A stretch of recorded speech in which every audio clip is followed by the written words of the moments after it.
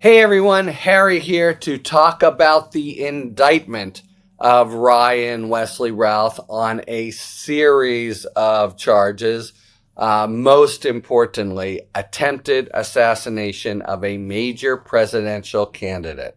That's a crime, 18 U.S.C. 351. It doesn't have to be a federal officer. If you are, as defined, a major presidential candidate, you can imagine what that means. I think it probably doesn't mean, though I haven't, delved into it, the Green Party candidate or Cornel West or RFK even, but it certainly counts for Trump. So there's that, and the assault on a federal officer, that is to say, a Secret Service agent, and a couple firearms crimes. Okay, this is a really good illustration of the way things work in the federal system, and potentially where there is concurrent or shared jurisdiction with the state. And this is such a case that Florida could bring criminal charges here. Indeed, there's a very interesting feature here, which is that not just the DA, but the governor of Florida, Ron DeSantis, has said they're going to be investigating and wanting to bring charges. So it almost is inviting a kind of collision of authorities. And I think that has helped frame what happens. Okay, so somebody does something pretty serious, as this guy did, and it seems like it could have been an assault on a presidential candidate. Remember when it's first reported, it's kind of weird. He's wandering around, and does he have a gun? And it's on Mar-a-Lago. Is it related? But then they do some looking, and they discover, among other things, a box of stuff he has left with another person that includes a note that begins, "This was an attempt, dear world, this was an attempted suicide. I'm sorry I failed." So he's thinking it'll be found only if he is arrested or killed or whatever. At that point, pretty good probable cause to believe that he has not a kind of nutty guy wandering the grounds of Mar-a-Lago, but an attempted assassin of a major presidential candidate, a pretty serious crime. First things first, get him incapacitated, get him in the federal system. And they don't have all the proof and evidence that they're gathering even to bring the initial charge. But they do have, as is often the case, more than you might think, the wherewithal to charge a federal offense, in his case, a firearms offense for previous firearms crimes, being a felon in possession and the like. So you right away file not an indictment. That's what a grand jury does. But you have a criminal complaint that the prosecutor signs based on an affidavit from agents. It says these things happened. There's probable cause to believe that he's committed these firearms offenses, not the attempted assassination, the firearms offenses. So you get him in the system. Then a judge or magistrate has to look that over in short order. The constitutional limit is something like, it's a little amorphous, but say 72 hours. And then if the magistrate says, yep, I see it, probable cause, then on that basis, you've had the initial arrest, boom, you're holding him, probable cause to continue to hold him. And then the question that comes up, so far we the public don't really know anything. And it's pretty interesting because we're not going to learn anything from this indictment, as it turns out. I'll get back to that. But now the federal government comes in and says, we want to detain this guy on the firearms charges. That's all there is, pending trial. And they have to make a showing for that. And they did. And it's that detention hearing that gave us an affidavit and information that basically was the roadmap of the crime. They laid it out, including this note, the Dear World note. And at that point, technically what they were doing legally is saying he's a dangerous guy, keep him locked up. They were providing us, and not on purpose. They often a good prosecutor wants to keep his cards close to the vest as long as possible. It really depends. I'll get back to that in a moment. But they speak, the United States and state prosecutors speak through their filings. So they got to do the filing. That's presumptively public. The facts that were in that detention memo saying keep him locked up, it's that really told us all about the crime. So he's detained, and now they want to really go after the charge. He's safely locked up. You've grabbed him at first. Then you've had a magistrate determine there's probable cause to keep him. Now it's time to actually get the charges going that they're really going to bring. Attempted assassination of a major presidential candidate being first and foremost. Now they come to a grand jury and they lay out the case to the grand jury. A Secret Service agent or whatever goes in, explains the whole thing, and the prosecutor says, grand jury, you've heard the facts.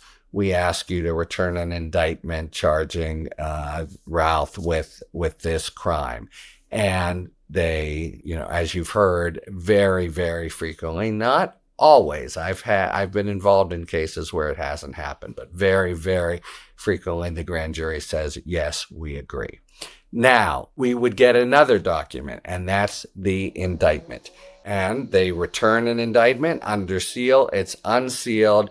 That's what we have now. The grand jury has returned an indictment, and now he will be, Routh, arraigned on this indictment, and there will be it'll be this indictment that goes forward rather than that previous criminal complaint. The indictment also includes the firearms offensive. But very interestingly, and this is what I was saying I was going to get back to, prosecutors draft an indictment typically. There are weird instances where the grand jury, it's in their voice, kind of insists on certain things or run amok, but typically the prosecutor says, here's a draft indictment. We ask that you approve it.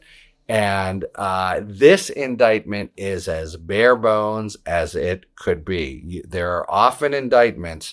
The January 6th superseding indictment is a very good example of this, that are so-called speaking indictments. They lay out the entire story, and typically they're the last thing that does lay out the entire story anyway, until trial. And the DOJ or the state prosecutor knows this is our chance to explain to the public. We're going to get all kinds of motions from the defense, or maybe statements in the press in high-profile cases by the defense that at least we're not supposed to answer, and they'll do their whole version. Here's our chance to lay out our version, and they do. So there's several reasons. You also want to let the defendant know, in certain cases, man, we have the goods on you, and you better plead right now. Or there are various reasons you'd want to play close to an open hand. And there are other reasons why you'd want to say, we're not going to tell you anything we got. We'll see you in court. So typically, the indictment would be their one chance, and therefore the public's one chance to sort of learn about stuff. The next might be in a motion to suppress evidence, because then the United States or the prosecutors are going to have to answer with a affidavit saying, here's why we undertook the search and we did have probable cause and it was appropriate. So when that happens, we, the public, will get all the sort of information, or very important information, about what's going on. Then maybe nothing again. I'm talking about, punctilious prosecutors that don't try their case in the press, which they really, really, really shouldn't, but sometimes do. And then when motions are responded to, or even evidentiary hearings, we learn more and more. And then finally, the case is supposed to happen at court. All right, here we have as bare bones as you can get. So the grand jury charges that. On or about September 15th, he tried to kill. On or about September 15th, he possessed a firearm. They're just citing the statute in violation of blah, blah, blah. On or about September 15th, he assaulted a federal officer. While that officer was engaged in the performance of the officer's duty, he was a felon in possession, and he had a firearm with an obliterated serial number. Other than that, they attached, what you have to do, forfeiture allegations. And that is a set of allegations you need to make in order to take the defendant's property from the defendant. You need to, it's a whole different kind of legal regime. It's not beyond a reasonable doubt. But if you're going to want to be doing that, you need to put those allegations before the court. So they go through them. But again, they really just state he violated the law and we get to have this stuff. Meaning, for all of this, they've made the strategic decision that we just want to charge him in the barest bones way, with proof forthcoming or only minimal now, and we're going to play this at least presumptively. They'll have a limited opportunity if they want to change the strategy now, right? They just can't come out and all of a sudden, say, oh, here's what happened in court. They might do it at a guilty plea. They might, as I said, do it in searches in other cases. I'm not sure that applies here.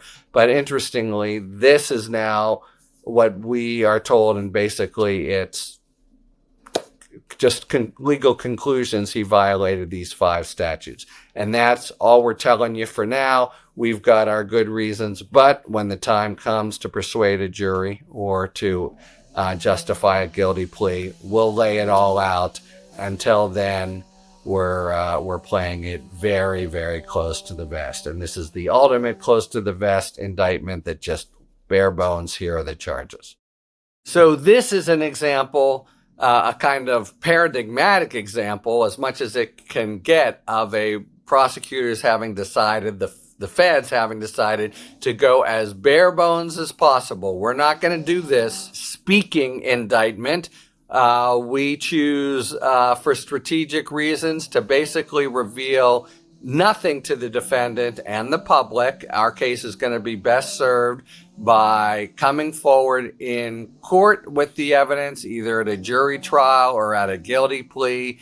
And that's when we will be finding out other things, unless motion practice, including search warrant, gives occasion that they're forced to show a little bit more of their hand. But the obvious decision here, and it's what makes it interesting and a contrast to a lot of the cases we've seen over the last few years, is this is the very opposite of a speaking indictment.